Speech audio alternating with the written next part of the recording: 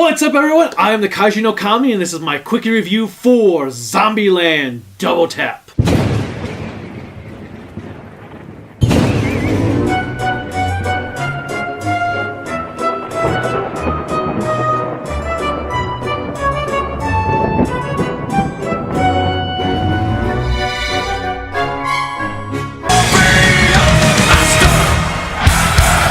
This video is brought to you by Loot Crate. Do you like cool mystery boxes that are full of cool stuff? Go to lootcrate.com/KnK and put KnK in the coupon code to receive 10% off your order. It helps you help me help you help me. Remember, lootcrate.com/KnK, coupon code KnK. Now to our video. 10 years ago, yes, it's been 10 years since the first Zombieland. But 10 years ago, Zombieland came out, and it was a hilariously great movie. It was the American take for like what Shaun of the Dead did for Britain. And it was just as good. It was fun. It was engaging. Jesse Eisenberg was kind of interesting because everyone kept comparing him to Michael Cera. And then he went on to do other stuff, sometimes not so good stuff. But then he's also done really great stuff. Whereas Michael Cera pretty much stayed Michael Cera, except for in Scott Pilgrim, where he actually fit that show. But whatever. Anyway, we had Woody Harrelson, who is always great, and we have Emma Stone and Abigail Breslin, and they all come back, and this movie does actually have a 10-year jump to fit with how long it has been, and it does it well. In fact, it doesn't feel like we ever left these characters. The actors play the characters just as they were in Zombieland. They're very consistent. Like, there are some characters that are like, well, I've grown up now, I want to be able to do this. But for the most part, they're all pretty much the same because they're living together as a family. They've grown up together. It's just a great time all around. Little Rock decides to ditch them to go with a boy who's going to take her to this place that's supposed to be zombie-free. And then we have an adventure with our gang of Columbus, Tallahassee, Wichita, going on a road trip to try to retrieve Little Rock. It's a good time all around. It's fun. It's entertaining. The jokes are great. One of the new characters that comes in is this really dumb blonde who does an amazing job of pulling it off. She plays off really well Woody Harrelson because Tallahassee cannot stand her for good reasons. He even makes a comment, well, zombies eat brains, so obviously she got skipped, which is great when you think of the Simpsons zombie episode.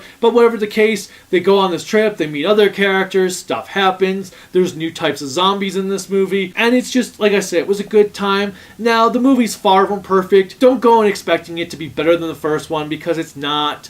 I'd say this one does have some pacing issues. There were some parts that kind of dragged on, even though it was weird because they shouldn't have dragged on, but they felt like they did a bit. Some conversations were kind of like, this is funny, but can we get to the point? Some of the battle scenes also kind of like, there was this one sequence in this RV area that kind of was like, how long is this going to go for? Because this just seems like it's kind of dragging. But for the most part, like I said, fun all around, enjoyable. The music continues to kick ass. The characters remain the same, but grown up a bit. It doesn't feel like that we did have this 10-year gap between movies because everything feels consistent. We've got some zombie kills of the week coming back, and that actually is one thing that is kind of weird because they show 2 zombie kills of the week. So clearly a couple weeks have transgressed in the movie, but the time progression is not exactly clear, whereas in the first one you kind of got the sense of, okay, this has been a couple months since the zombie apocalypse, this is going on, cool, and now it's like, well, how long was, okay, so they just said a month had passed from when that happened, but it didn't feel like a month passed. What?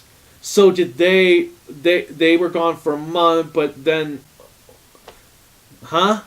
That doesn't make sense. But whatever the case may be, if you enjoyed the first Zombieland, you're most likely going to enjoy Double Tap. It was a good time. The mid-credits scene and the post-credits scenes were both hilarious, especially the mid-credits scene. That was just awesome all around. Definitely stick around for both. I'm kind of torn between whether I want to give Zombieland Double Tap a 7 or an 8, because like I said, it was a great movie, but there were little things in it that kind of like, things I tend to give movies a 7 for. But I think I'm going to give Zombieland Double Tap an 8 out of 10, at least right now while it's fresh in my mind, and I haven't like thought about too much of it.